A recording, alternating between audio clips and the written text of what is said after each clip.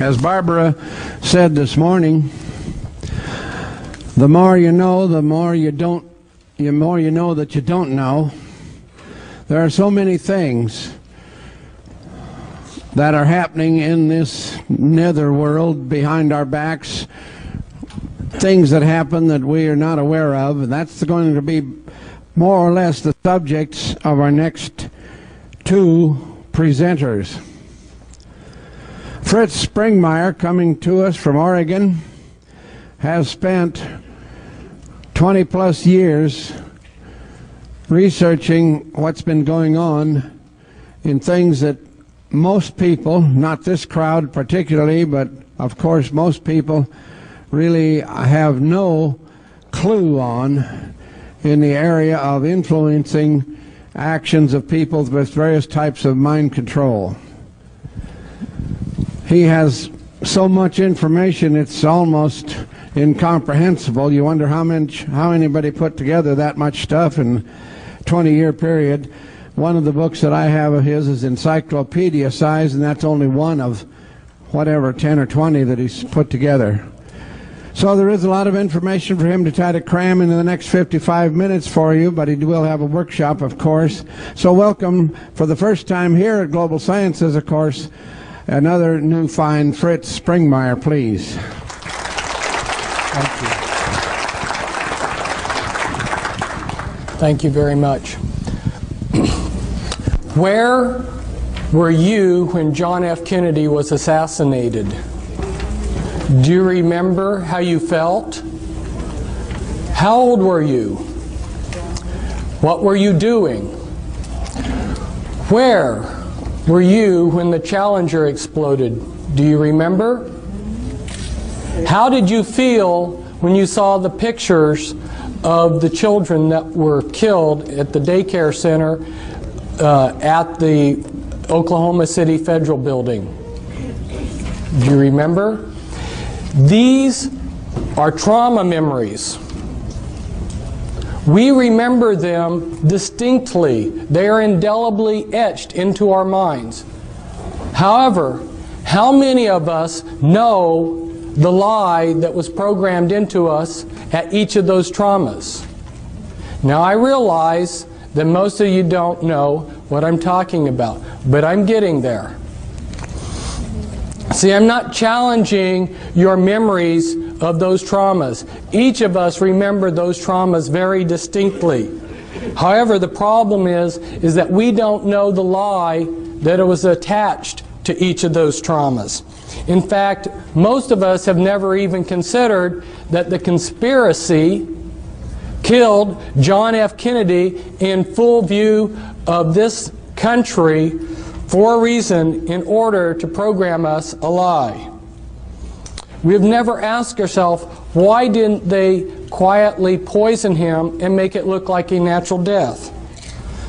In spite of John F. Kennedy's good front of being healthy, JFK was a medical basket case. So why didn't they try to take advantage of his natural weaknesses? So we've got two facts here.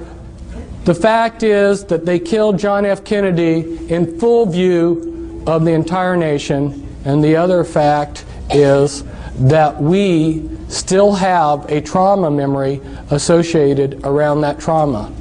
However, we do not understand, most of us, how they programmed in a lie to us through that trauma. Now, those traumas that we have just discussed are very mild compared to the type of traumas that we're going to be discussing today and in the workshop tomorrow in the afternoon. I'm here to tell you about trauma-based total mind control. This is a type of mind control which turns the victim into a puppet, a slave. This is a type of mind control which is so horrendous that it dehumanizes a person to be a robot, an expendable piece of machinery that they can throw away. And the problem is that this mind control is essentially totally undetectable. The things that I'm going to be telling you today are going to affect you and your children and your grandchildren. And I don't have enough time up here in 55 minutes or an hour to give you much more than just scratch the surface of what I have to tell you.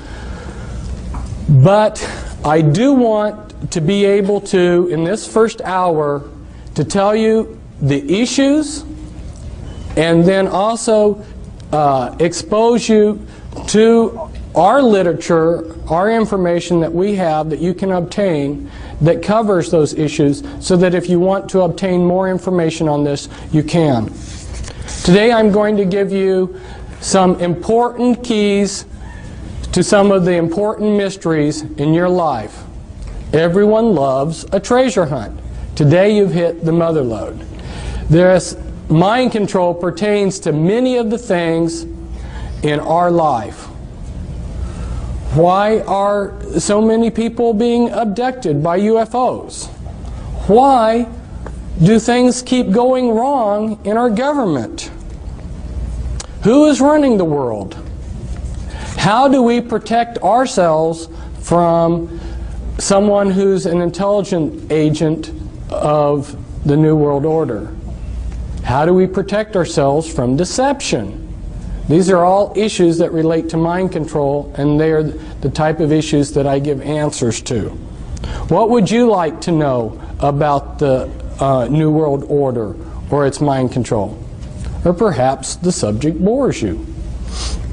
If you don't know where you're going, how will you know when you get there? Where is this nation going? Where are we going with all these UFO abduction experiences?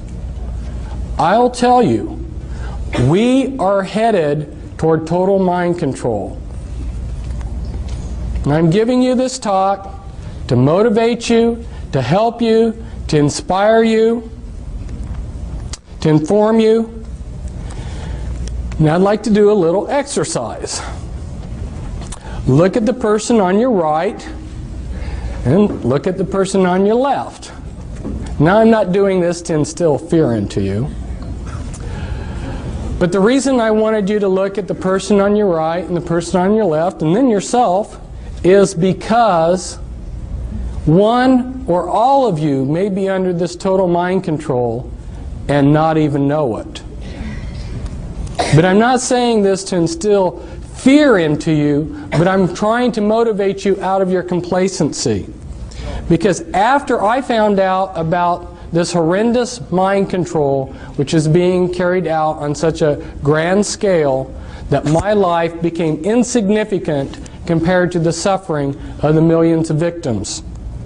And that's why I've dedicated my life to stopping this mind control, or doing as much about it as I can. But I can't do it all by myself, and nor can I succeed with my co-author, Cisco Wheeler, back there, but we need all of your help. Now, this has been a great conference. There's been a lot of great speakers. But if I was to sum up this conference, I would sum it up as saying mind control and disinformation. What do I mean by disinformation? Today, people don't understand what disinformation is. One needs to go and study, which I have done, how these intelligence agencies that disseminate disinformation, how they operate, and what kind of disinformation they put out. A very good example of this is MI5 and MI6, British intelligence.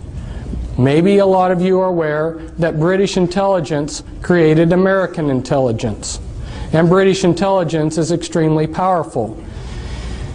Before World War II got started, the British had infiltrated the Nazi spy apparatus, so that every German agent that was recruited into the Nazi apparatus that was spying on Britain had to become a double agent. 100% of the German agent spying on Great Britain was a double agent for the British. And anyone who joined those spy cells had to become a double agent, or they got dropped, so they kept the continuity. Through those double agents, they disseminated disinformation to the Germans. If you will study the type of disinformation that they fed through those German agents, you'll get a good idea of the type of disinformation that's being disseminated to you all through double agents. Some of them have been up here as speakers. You may think that disinformation is simply passing a lot of lies. No.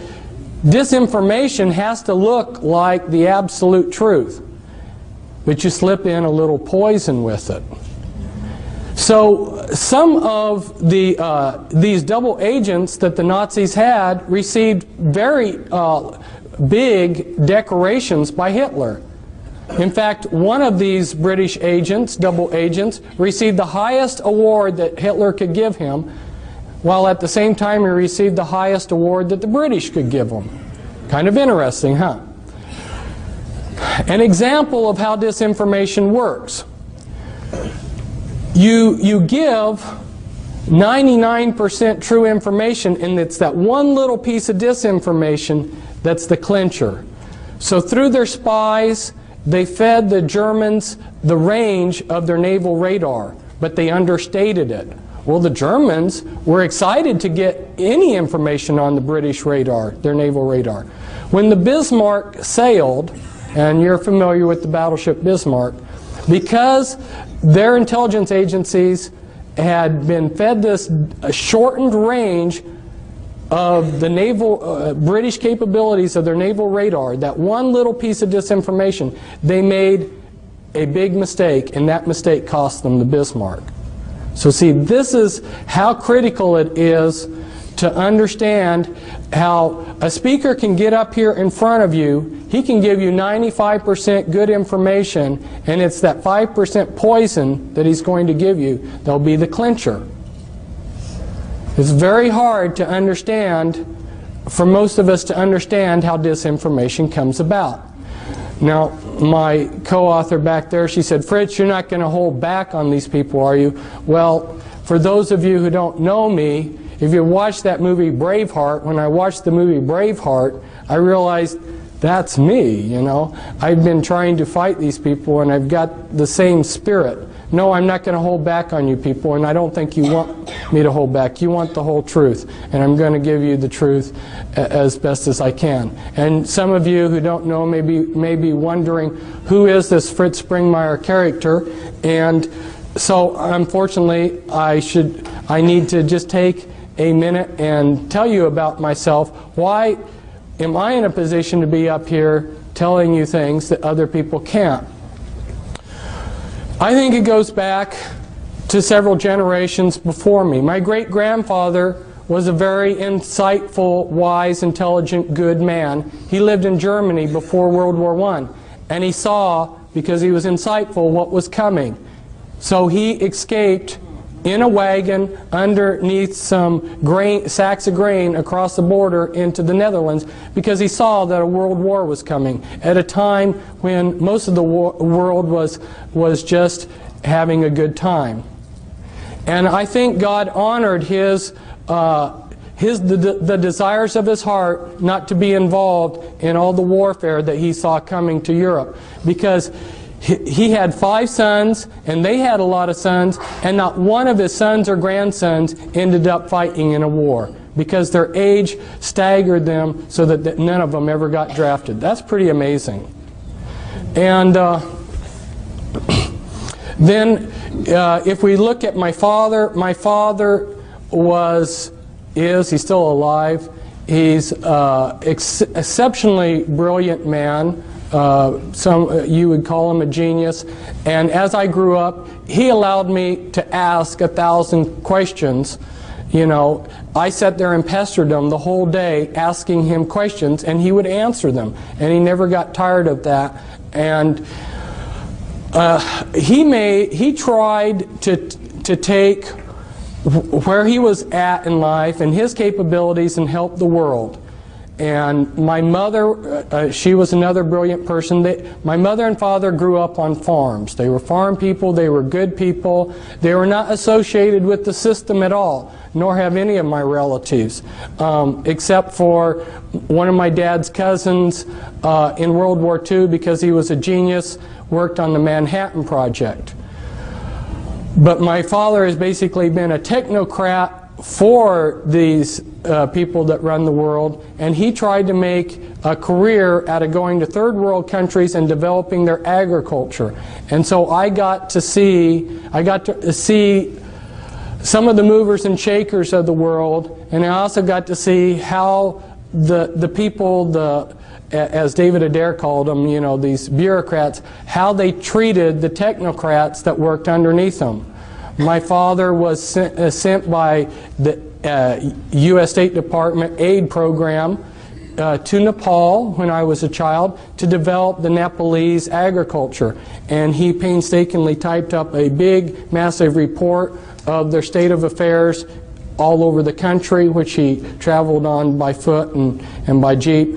And when he said, and a plan to improve their agriculture, and they had lost it within 2 weeks. And that was back before there were photocopy machines. So I saw how saw time and time again how the people that are running this world just played around with people like my father, who sincerely wanted to improve this world, this planet. Not growing up in this country and not coming to continental United States until I was 11, have an outsider's view of this country and what's going on. And you know, when you're in a situation, if you can step aside and look at it from a distance, you see it differently. And so there's a lot of things that I see about this country that maybe other people can't, because I have been in 33 countries, and I've been a world traveler, and I see things from a different perspective. Plus, when I was in Nepal, we didn't have television. I spent a lot of my idle time reading Encyclopedia Britannica. And I went to a private school that when I came to the United States, I was 2 years ahead of the kids in public school. So that gives you a little bit of background of why, having been a truth seeker, who's devoured books every day and have interviewed countless numbers of people and done all kinds of research, that gives you a little bit of background as why I'm up here telling you some of these things rather than somebody else. What I've seen at this conference so far, there's been a lot of things that pertained to my research on mind control. Our Japanese speaker last night, he talked about blood pressure in the head and how he went out to find out. It was so frustrating for me this last week. I tried repeatedly to get a chance to tell him why he didn't find any information on that when he went out there looking in the medical books. Because see, I have been spending time researching mind control and what these people are doing. And there's a cerebral spinal fluid, as well as the brain, the blood pressure in the brain, and a lot of other things that he's not aware of that have been suppressed by these people. This is information that they have suppressed, and the reason why is because there's only a few men in the world that know these things, and they're using it to enhance their programming abilities, their mind control programming abilities. So there's a flip side to this. Some of the things that I'm going to tell you about today are horrendous, but the flip side of it is that some of the things that the New World Order and the Illuminati know, if they were put to good use, would be fantastic. I have repeatedly seen that these people are giving us the crumbs of technology and information. In fact, they go to, there's a conference, Bill Gothard seminars, where they teach spiritual principles for Christians. Their programmers go to these conferences. Their programmers, their mind control programmers, know how a person can make themselves into a great spiritual being. They know this far better than most of the Christians, but they use this information for evil. They're able to take and set in things within the life of a person to prevent them from becoming the person that they could have. So there is a good positive flip side to this, but if you saw what I've seen, it would make you angry that these people are taking what could be used for the elevation of mankind and they're using it to enslave us. Now, as I go through this, I'm going to touch on a whole variety of things because, like Dean was telling me, he says, my audience knows a lot about the Illuminati. The thing of it is that the information, the level of information that I'm putting out about the Illuminati, unless you've been in touch with my information, you haven't heard it before, because that's a much deeper level than what the people are telling you. So I need to just touch on some things so you see the type of information that you can get. And this all pertains to the mind control.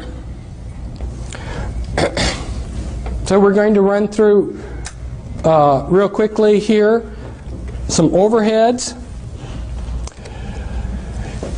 Around this date, Admiral Stansfield Turner, who was head of the CIA, went before a congressional subcommittee, and he admitted to them that yes, the CIA is carrying out mind control on countless numbers of unwitting American victims. And he even went so far as to say the basic methods that they use in this mind control: hypnosis, drugs, and torture.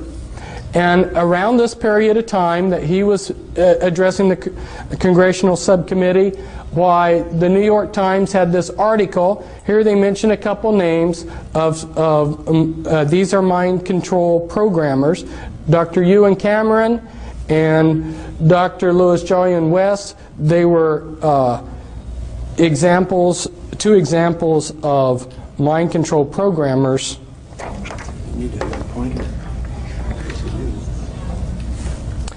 If we go back in history,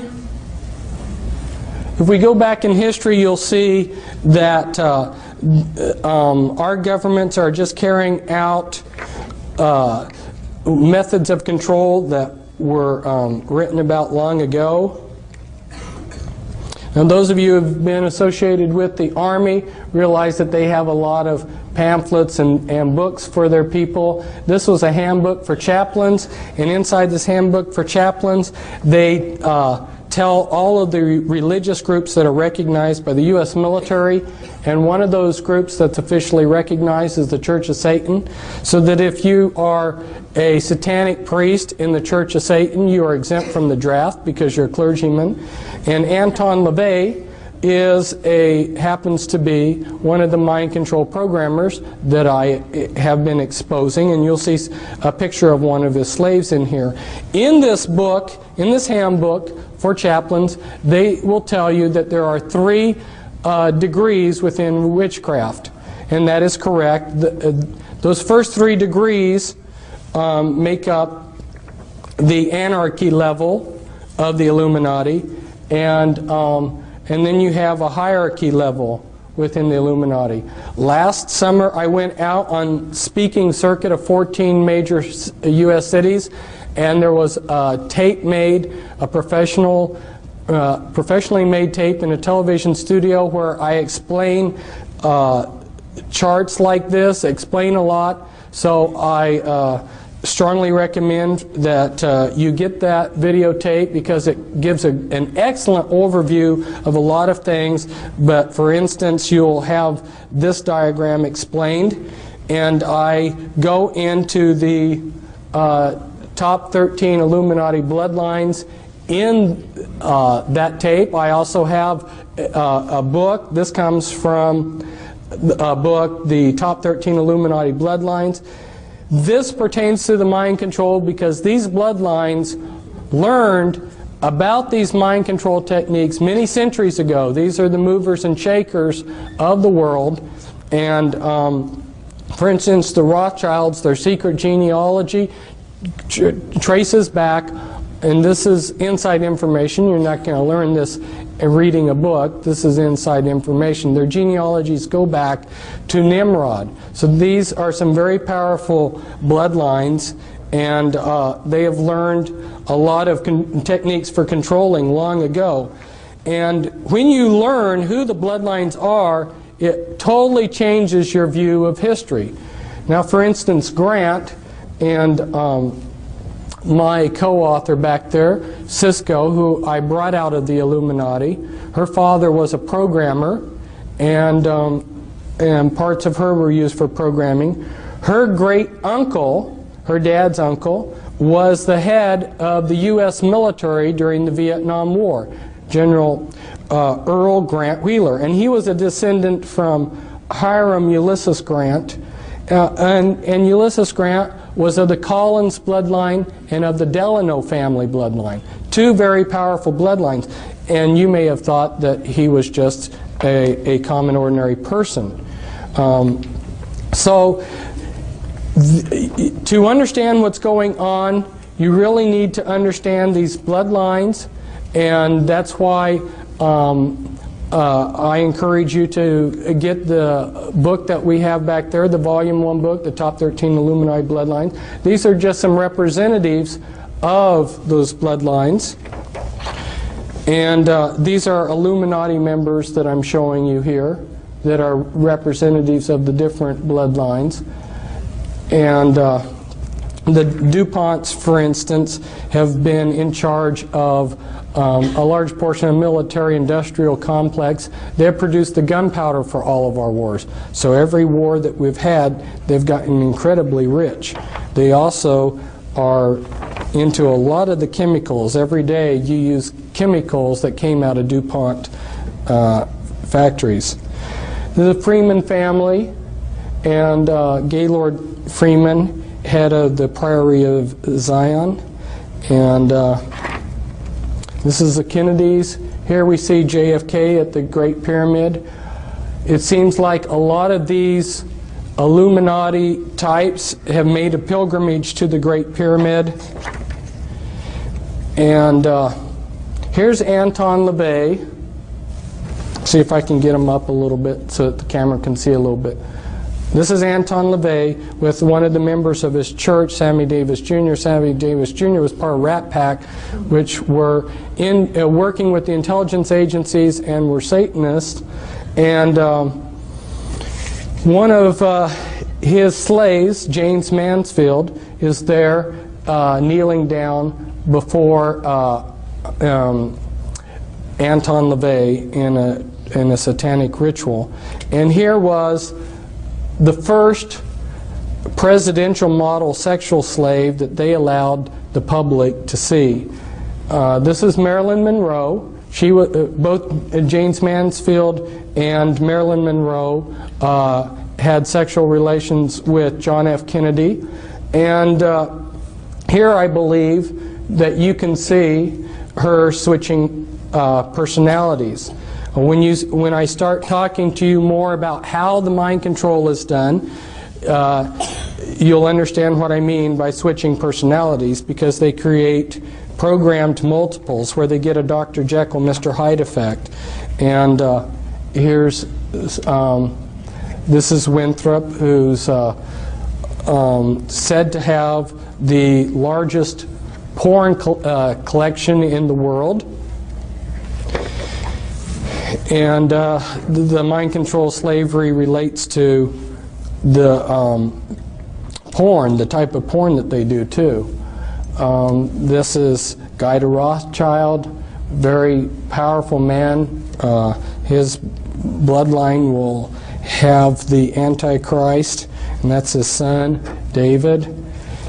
And here's of the Russell family, and representatives of the Russell family. And here you see Bill Clinton. This is a hypnotic induction for a mind-controlled slave. He hypnotically inducts them. And then you have William Huntington Russell and Samuel Russell, which tie back into your slave trade. So see, these people, these Illuminati families have been involved in slavery for a long time, and have been involved with mind control techniques for a long time. A lot of what they did with the black people was for purposes of, they were very skillfully using trauma and divide and conquer against the black people when they enslaved them.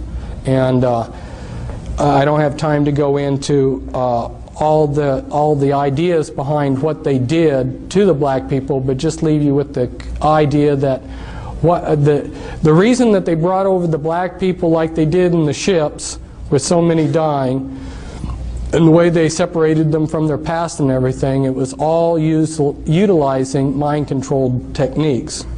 And this is some other Illuminati bloodlines here. The Lee family, Li Ka-shing, billionaire in Hong Kong. Some others. Hitler was of the Rothschild bloodline. I found out that Scotland was very important to all of this, and I just highlighted some of the Scottish clans that were involved in the Illuminati. And for some of you that need to see this, because you wonder if satanic ritual abuse does occur, I got this out of a museum, and it's written it's an oath to Satan that's written in the blood of the person who made the oath. And this is very standard for people within the Illuminati. And this all relates to how the mind control is done, because a lot of you can't separate the rituals, the satanic rituals, from the mind control programming. They dovetail in. But they're also using alien themes in the mind control too. And again, I will explain this in the videotape. It's a castle in Belgium, an important castle of the Mother of Darknesses, which is a rank within the Illuminati. This is the front entrance to it. The Illuminati have set up objectives, okay? And then those are broken down into components, and then they use different parts of society to bring those objectives about. They want things to happen as if they're happening naturally. From debriefing people that have heard planning sessions where the 20-year and the 30-year and the 50-year plans of the Illuminati were explained in detail, one of the major components to their plans is they want everything to happen as if it's unfolding naturally. So where the mind control slavery is so important is they have salted their people throughout all levels of society. There is no religious group, there is no philosophy, there is no political group that can't be infiltrated with their mind-controlled slaves.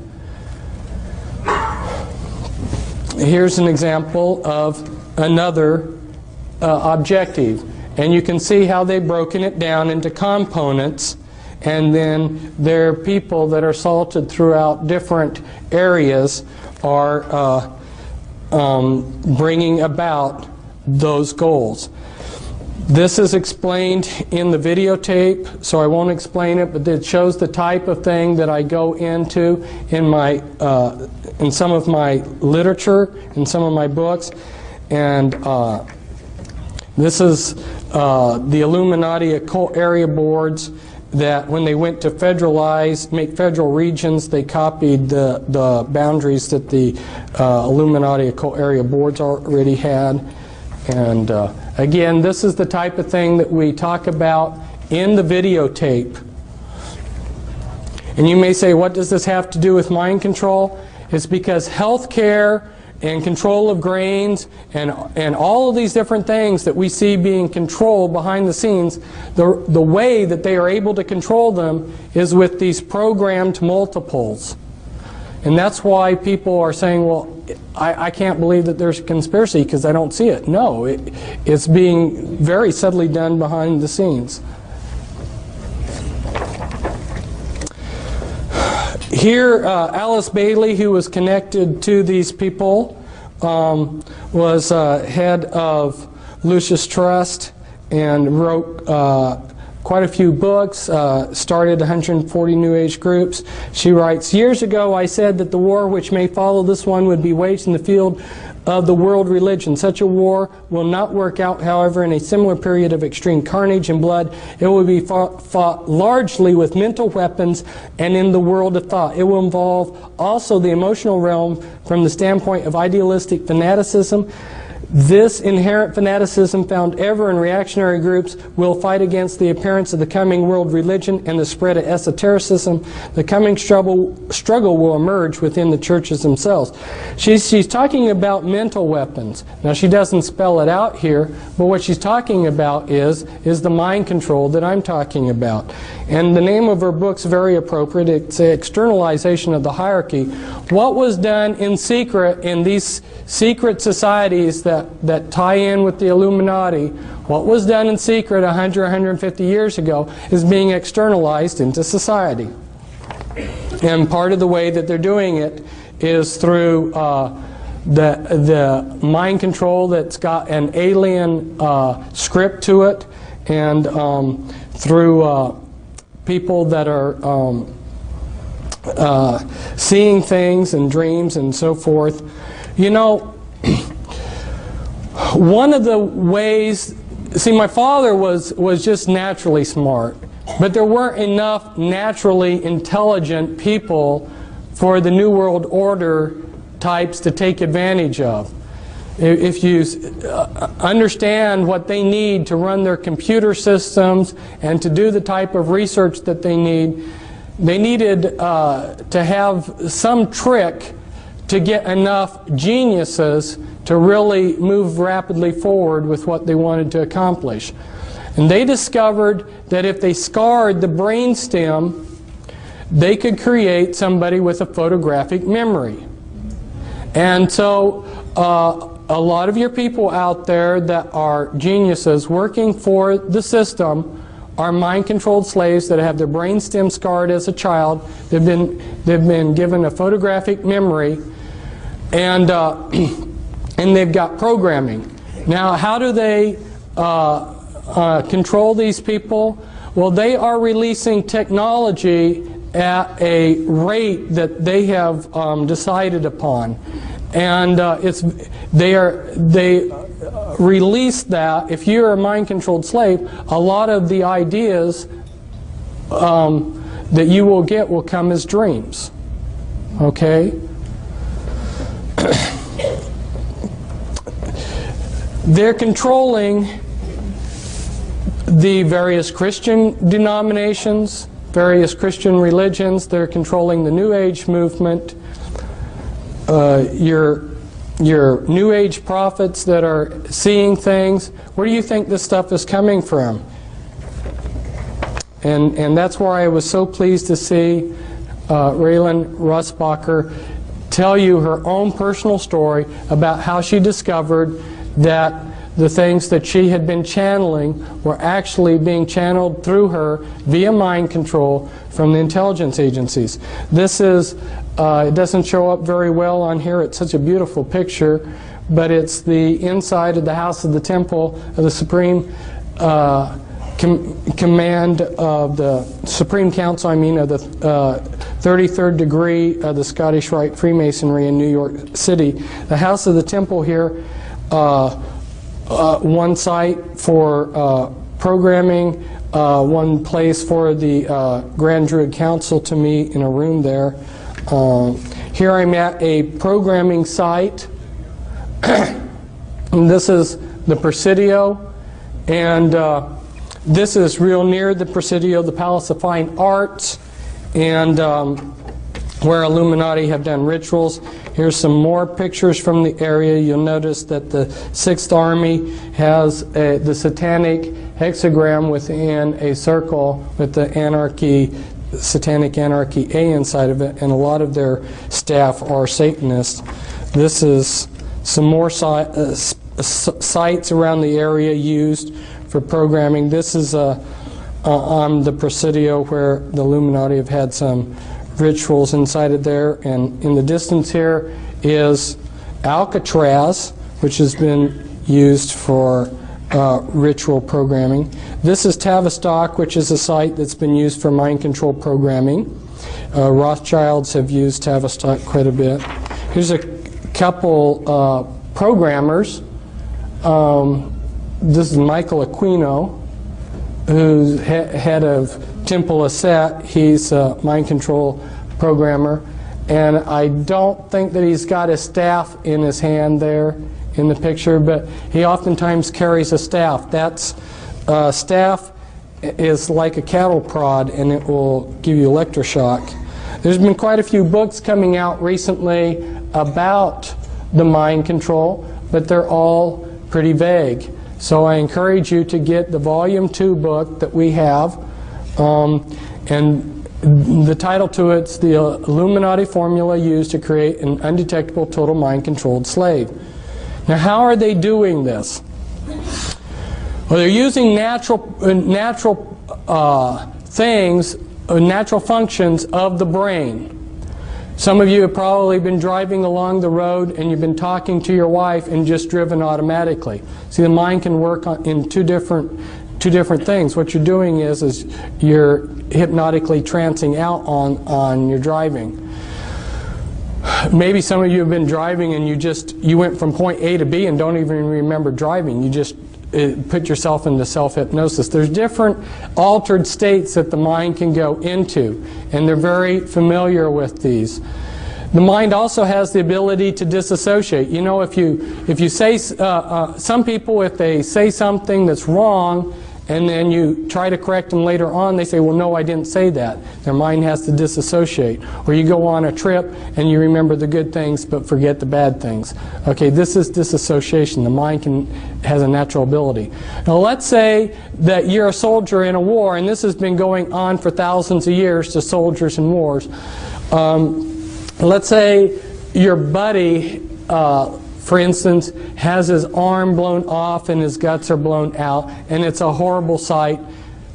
The mind protects itself, and if you look at it on a timeline, and at this point in time is that trauma, if the trauma is severe enough, what the mind does to protect itself, it builds amnesia walls around that trauma.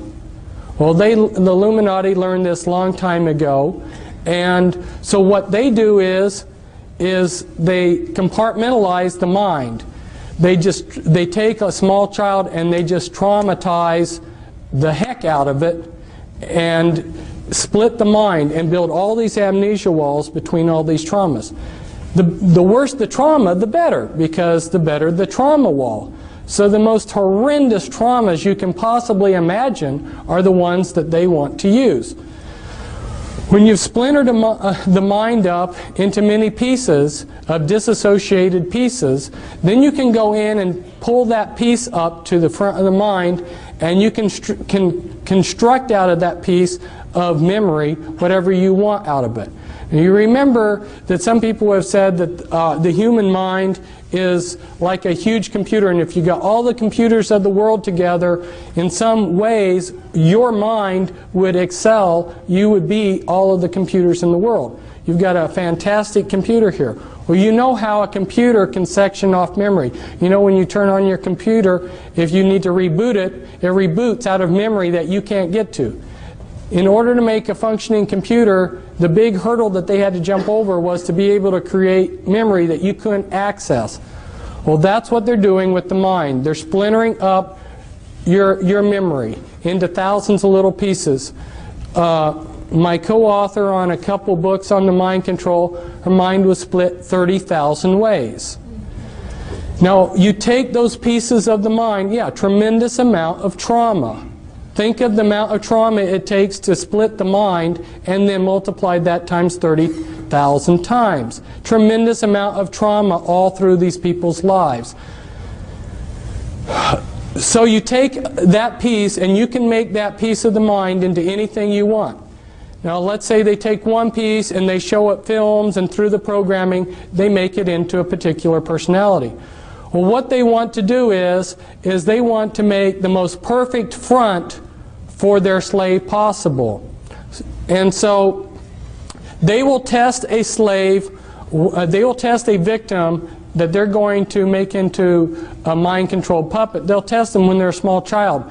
And I go into the techniques in the book as to how they can test as to what your abilities are.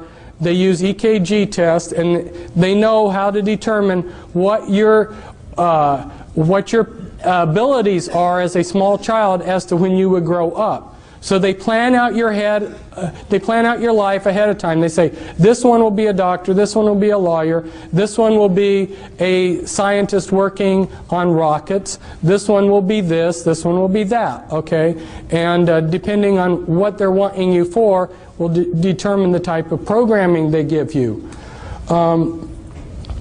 So it's very systematic, and because the movers and shakers of the world have all of the resources, basically, they can move these people into whatever field they decide for them, so they become the top of their field. Now, their front personalities are very legitimate, sincere people. They don't know about the Dr. Jekyll, Mr. Hyde effect. Imagine yourself being a Christian minister and horrors of horrors finding out that you've got disassociated parts of yourself that are Satanists, that are satanic, that go to Illuminati rituals.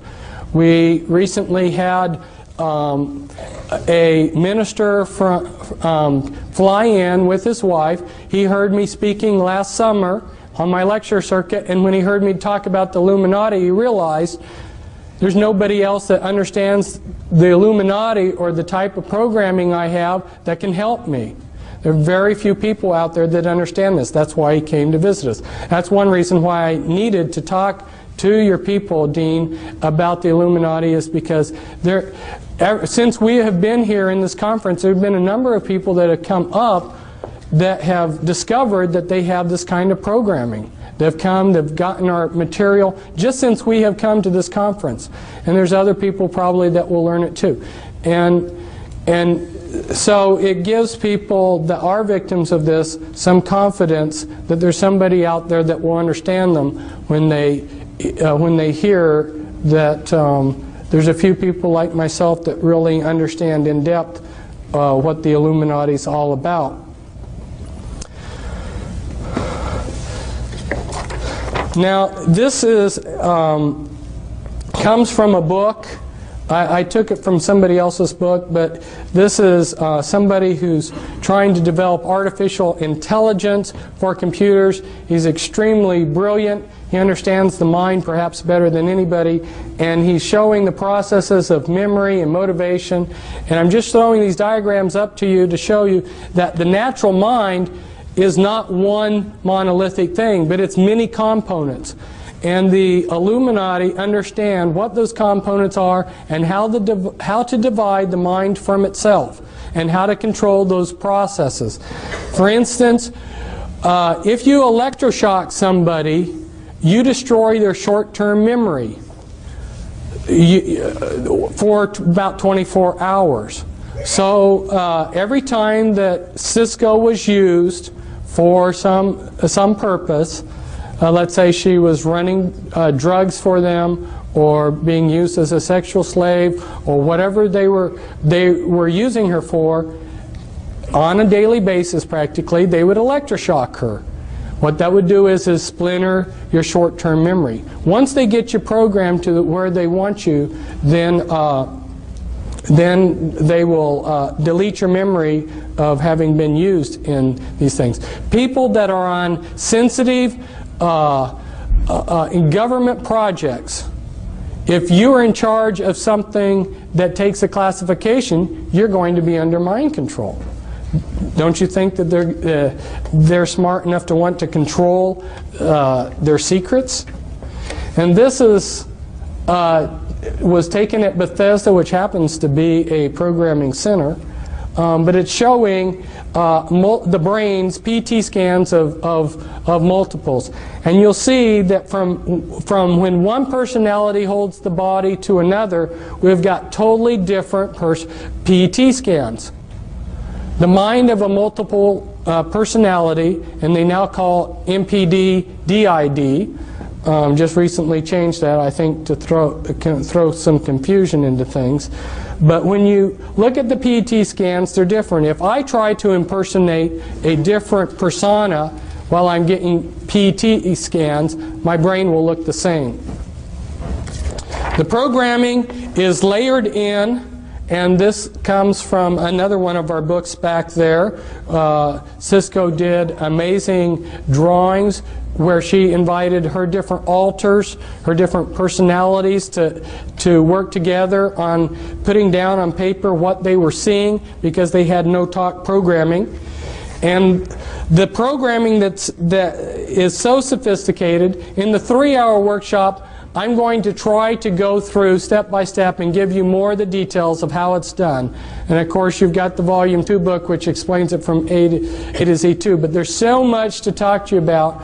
I mean, how they're using implants, and on and on and on. And I'd love to tell you everything that I know. But as they go in and splinter a person's mind into thousands of disassociated pieces, they have to put those pieces together in some fashion that's going to be useful to them. So then they're structuring. And as they build the structures, they like to use structures like this. Like this is an infinity type structure, so that the person being programmed, they get a feeling like there's no beginning or no end to the programming. It gives them a hopeless feeling. But the type of sophistication, the level of thinking in this programming is so in-depth. This is when they're doing the structuring. This is the beginning of a chart showing the beginning of some structuring that they're doing. And then when the master, finally, the programmer or the handler finally has finished programming the slave, he will have a 3-ring binder, a laptop computer with pages that look like this. And if he wants to call up a particular altar, he would say, like Brown Levi 2003 11A, Brown Levi 2003 11A, Brown Levi 2003 11A. That right there would be the access code to pull up a particular personality that they would want. And a lot of these personalities will not live in reality. They live in a total science fiction world. They've been dehumanized. Here's how one of Cisco's alters perceived herself. And they use Walt Disney movies for the programming. As you can see, this is from a Walt Disney movie where a doorknob it takes on life. If you showed a Walt Disney movie like this, you're creating the images for them to use hypnotically as they go in and do the behavior modification and hypnosis on that altar. And so this could be used to create a doorknob alter within a person's mind. And as they go through the dehumanizing process, like in Cisco's system of altars, all but the front altars in her had lost their hearts. They did hypnotic surgery where they took out the hearts out of these altars and replaced them with a heart of stone. So and that's so that these people can't give their hearts to Jesus, because if you would talk to these altars and say, give your life to Christ, they'd say, I don't have a heart. I'm not a human. And then they've been dehumanized to think that they're maybe a horse or a dog or a cat or whatever. They build bodysuits out of implants.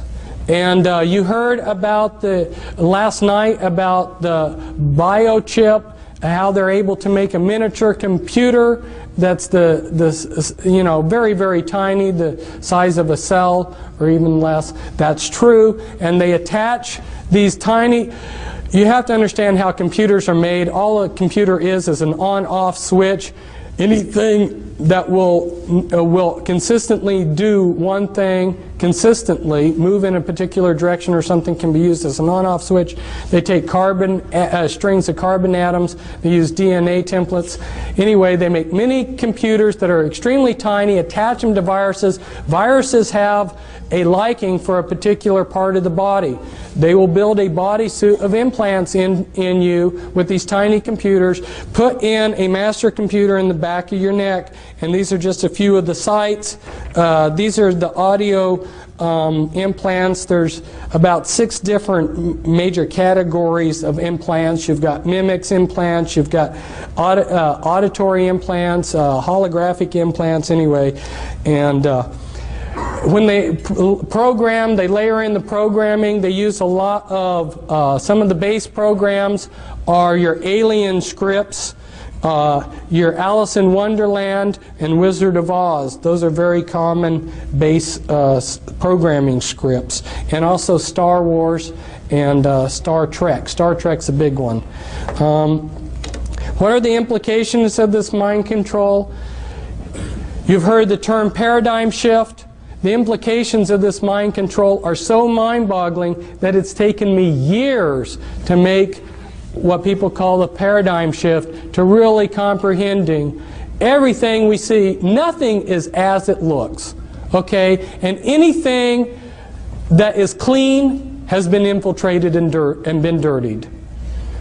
It's incredible. And this is a newspaper article where people are immigrating, where they're coming into the United States from. And of course, if they put Eastern Europe up here as something, it would be right up there probably in the top 6. But you see Russia and China and Vietnam right up there in the top countries that are sending us immigrants. These are countries that are also practicing mind control. How many Spetsnaz agents have been infiltrated into the United States? We are not being protected, but we're being moved towards a one-world government. Well, they will give us perhaps something that looks like this. This is one of the plans of what they want to give us. It looks real nice, and it looks like we are ruling ourselves through this world government. The problem is that with the mind control, they will control everything from behind the scenes. So, including, I had a friend who was a mind control victim, and one of the insiders that is trying to fight the New World Order came up to him and said, this was back in 1990, and said, you are a monarch mind-controlled slave. He didn't know what that meant. He said, and this insider said, as proof of who I am and that my information is for real. This was 6 months before the primary election in which Bush and Clinton ran against each other. He pulled out a map, and it had all the votes for the final votes of the presidential campaign, the electoral college votes, and the final popular votes.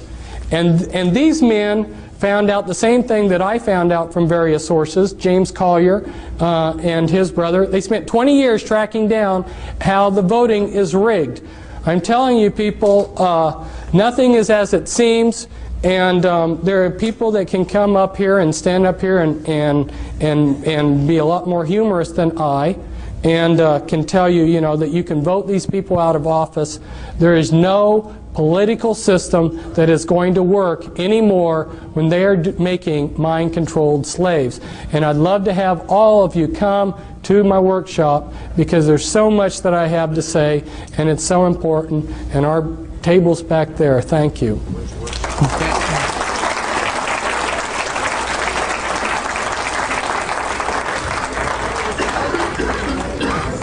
Again, thank you very much, Fritz.